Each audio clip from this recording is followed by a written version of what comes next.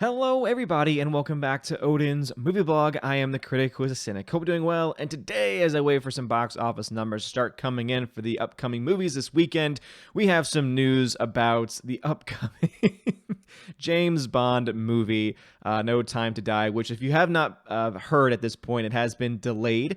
So it was supposed to be coming out over the next couple of months, or rather, actually within the next month, actually. And unfortunately, because of CV going around, at least that's the excuse it's being given, it has now been pushed back all the way to November. I know that's a pretty far push, which is the reason why I kind of wonder, could they really not have tried to push it maybe back to the summer, hedging their bets that maybe the CV would be cleared up by then and end up making a lot of money since it would be a summer release? But then pushing it back to November kind of makes me ask a lot of questions as to, is there other things going on behind the scenes that might lead them to want to push this film back anyway? And based on these words and based on this recent interview from Daniel Craig, that very well could be the case. So as it says here from Bounding into Comics, James Bond star Daniel Craig admits Donald Trump will be a focus in the upcoming No Time to Die film. Great. That's what everyone wanted in their James Bond movie, right? Everyone wanted a political commentary. Everyone wanted Donald Trump to be mentioned in the James Bond universe. That's what all of us were asking for, right? That's what all the fans were asking for, was please put this in. MGM, please put Donald Trump into our movies. Please put it into our James Bond movie. We want to see Daniel Craig talking about this on the interview circuit. We want to hear Orange Man bad constantly. No one asked for that. No one wanted this. And this is just another case of Hollywood's obsession with the current state of politics, right? This is the same group of people that from the very beginning have just been Orange Man bad, obsessed, and have yet to be able to realize that everyday people who want to go see movies do not want this garbage, one, in their movies, and two, it being talked about when you're promoting said movie, especially if it's not even in the damn film in the first place. There's been many cases so far where maybe a single scene that gets cut out of international releases, for example, like Onward, right? Their big pitch and their big thing was, oh my gosh, we actually push for, pat us on the back. We give a huge push to LGBT plus, whatever it is now, representation, and it's one little scene that you could miss if you looked away from the screen for a second, and they end up cutting that scene out of various international releases because, oh yeah, they stand by their morals, they stand by what they believe in, except when it comes to them trying to make money, because they will go ahead and sell all their principles if it means making a quick buck. And obviously we understand that that is something Disney has been very guilty of, and now it looks like we have, oh my goodness, again, pushing nonsense that's not even a main prevalence in the film. And I imagine that when this film comes out, one, if there is no reference to Trump, then obviously at this point, either one, Daniel Craig was lying and was trying to bring his own modern politics into the discussion, or two, and I think this actually might be more likely, is they found out, like maybe some of the higher end producers who aren't on set or aren't in the writing rooms actually saw a screening and said, ooh, no, what are you doing? Why are you trying to politicize this? Let us rewrite some of this. Let's make some cuts. Let's make some changes. So again, if it's not in the movie at all, then I would say it's most likely that, where it's not that he lied, but it's rather that they maybe did some cuts, because as I mentioned before, I think that them pushing it back to November, I don't think CV is enough to push it back that far. But again, we don't really know the broad effects of CV at this point, so very well could be a legitimate reason, but we'll have to wait and see. But let's go ahead and go into the article itself. James Bond star Daniel Craig confirmed that the upcoming No Time to Die production will include references to Donald Trump. Craig spoke with GQ magazine, which more than likely was to promote the upcoming Bond film before it was postponed to November. He told them, "We struggle to keep Trump out of this film," he added, "but of course it is there. It's always there, whether it's Trump or whether it's Brexit or whether it's Russian influence on elections or whatever." So basically, every liberal talking point he mentioned has been in the public discussion for the past year, for the past 3 years, is in this movie. Why? Why would you do that? And of course, you have to bring up Brexit because, I can bring up Brexit because that's where I'm from. It's like, shut up. No one wants to hear about your opinion on Brexit. No one wants to hear about it. I wish that we lived in a day. It used to be like this a lot in old school Hollywood. Not all the time, but there were stars where they would be asked politically charged questions and they would just say, I'm not going to answer that. That's not relevant. That doesn't matter. Like, my opinion on this subject does not mean a damn thing. And there's still a few people out there today that will say that, right? Will say, what does that mean? Actors, I think it was Anthony Hopkins was asked a question recently and he said, why should I answer that question? Actors are stupid. More or less, he said actors are stupid, so why would I want to listen to an actor on any of that crap, right? Like, if you're going to talk about the film, if you're going to talk about your method, if you're going to talk about what inspires you, hey, all of that stuff is fair game. But if you're going to be asked about a movie and then you're going to be like, oh, Trump, Trump, Trump, Trump, Trump, and then someone's going to ask you about it and bait you into answering the question, and then you admit, oh, we struggle to keep Trump out of this film. It's always there, whether it's Trump or Brexit or anything. So basically, modern identity politics is what you're going to be putting into your film. So even if there is no direct reference to Trump, or even if there isn't this very overt attempt to politicize the movie, then at the very least, what you're talking about is that it was on your mind as you filmed it, that there were certain characters that you believe were influenced by these people. Again, it's just getting to the point now where just please stop. Craig didn't stop there. He went on to comment about Brexit and described it as a sort of nihilism. There are British people working in the top industries in the world, and at the top of those industries, we do that and we are good at that. And somehow we're kind of breaking all that apart. Whether that's breaking from Europe, there's a sort of nihilism, isn't there? So I like how he kind of promotes British people. He's like, oh, we're getting into the top ends of business. We're amazing. We're great at that. And then he goes ahead and attacks the people, the majority of people in your own country, by the way, who voted to leave the European Union, which, again, I think every country should have the right to do if they indeed choose it and they indeed want it. And guess what? There's been now several elections and votes on this, and it's been very clear that the vast majority of people, or at least the majority of people in your country, want to leave. But of course, you got to call them nihilist, right? Oh, they don't care about anything. They want to see the world burn because they just don't care. Now, I'm pretty sure people are voting for that because they do care, because they want to see change happen in their country. But that, of course, is for another time. Craig then describes how he sees James Bond. There's something I feel that Bond represents. Someone who's there trying to do the job and doesn't want any effing publicity. And this is a joke because he drives an effing Aston Martin and does all these ridiculous things. But these people exist. It's the ambulance service. I know it's terrible, kind of romantic, but there are people who are just getting on with it and saving people's lives. So again, just interesting comments there. And of course, you have, it's GQ, so we have to have this image here, which really, why? I don't understand that. I don't understand why actors do that. It's so freaking ridiculous. Craig then despairs how Donald Trump and Boris Johnson conduct themselves, but that's not the way the world works now. It's about humiliating others to save one's own skin, and it's cowardly. It's just effing cowardly. As you do the same exact thing by calling the people that voted for Brexit nihilist. I love just the double speak. I love the hypocrisy of Hollywood, where they'll say, oh, this person, they're so bad and they're so toxic.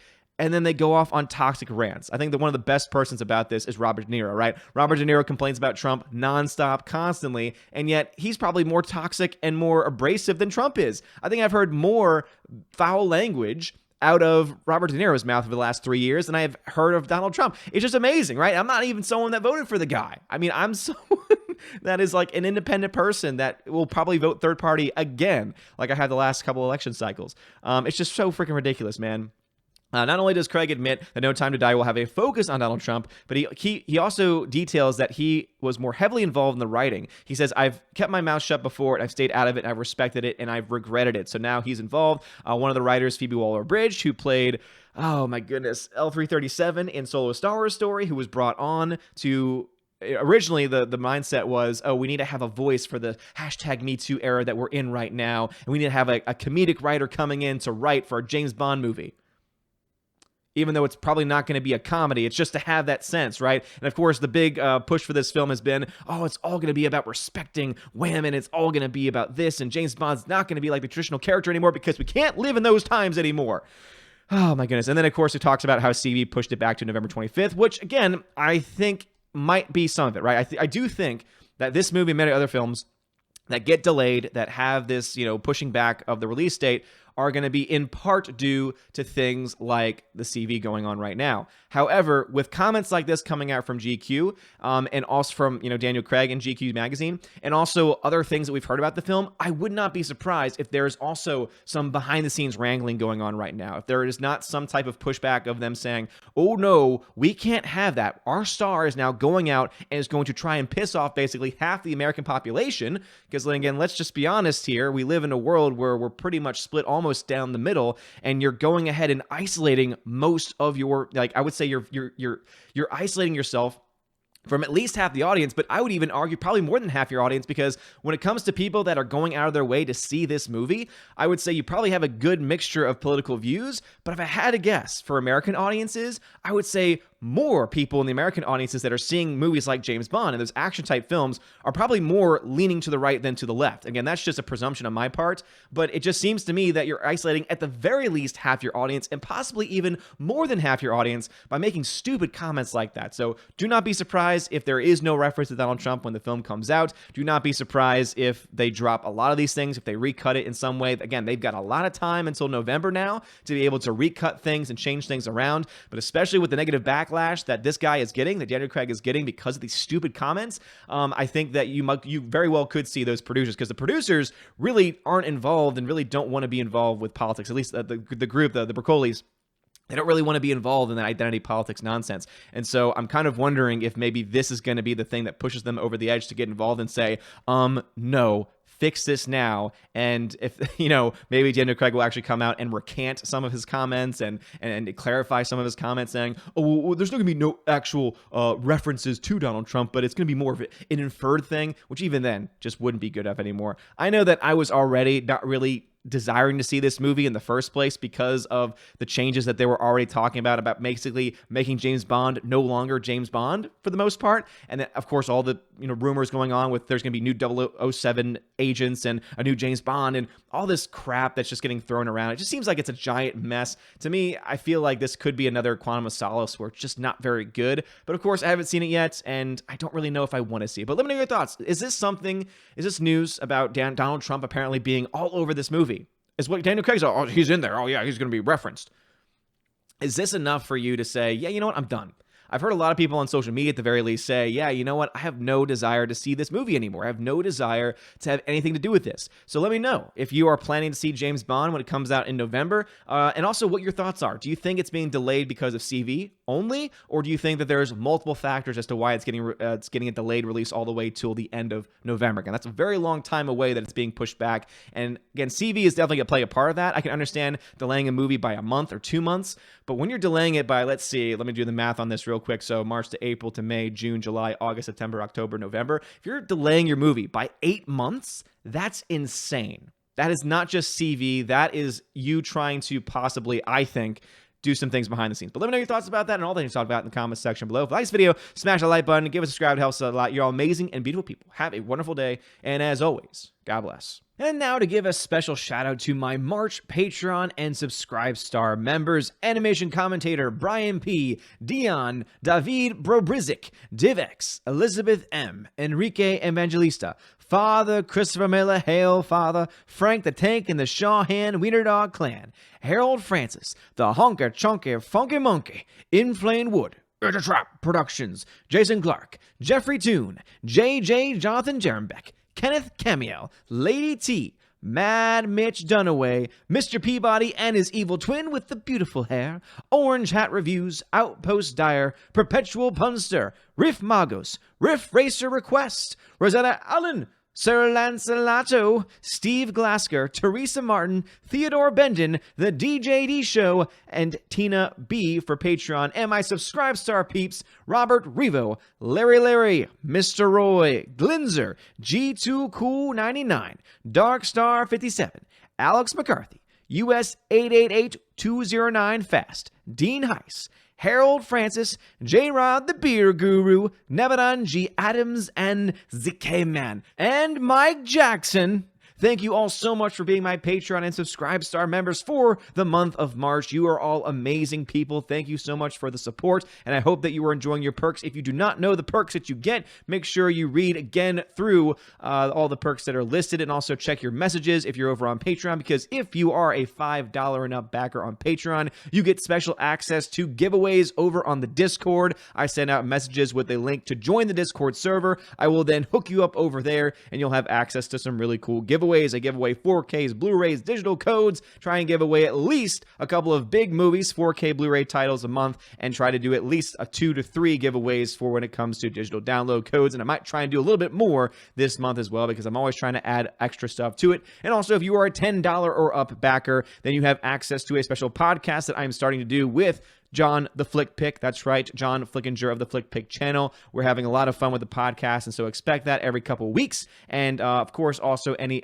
extra behind the scenes, extra footage, extra interviews, extra solo podcasts as well, you will also have access to. And my special $25 and up backers on Patreon Subscribestar, you have access to all of those things that I've listed. You also get a t-shirt. That's right, I will send you a t-shirt for your first month. And of course, you can also be featured on the Chosen to Valhalla live stream once a month. You get to be featured on the Odin's movie blog channel. It's always usually on a Sunday around 12 p.m. Eastern time. You get to join some lovely peeps and have some really great discussion with all of the Chosen of Valhalla and me with the live audience. Anyway, you guys are all amazing and beautiful people. Thank you so much. Have a wonderful day. And as always, God bless.